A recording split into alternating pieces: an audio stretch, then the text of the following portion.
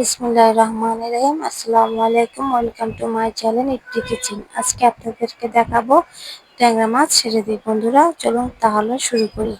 প্রথমে এখানে কিছু ট্যাংরা মাছ আমি কেটে ধুয়ে নিয়েছি।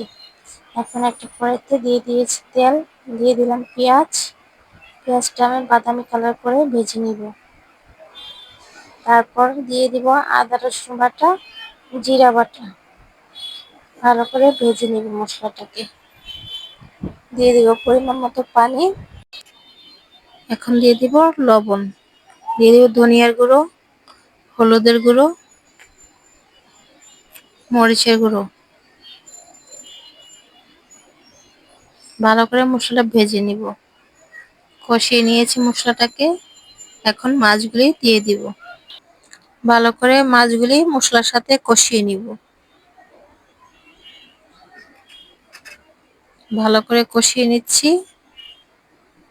দিয়ে দিলাম কিছু কাঁচামরিচ কাটা। ভালো করে মাছগুলি কষিয়ে নিয়েছি। এখন দিয়ে দিব পরিমাণ মতো পানি। দিয়ে দিব কিছু টমেটো কাটা। এখন ঢেকে দিব। 5 মিনিট পর ঢাকনাটা সরিয়ে আবার নেড়ে দিব।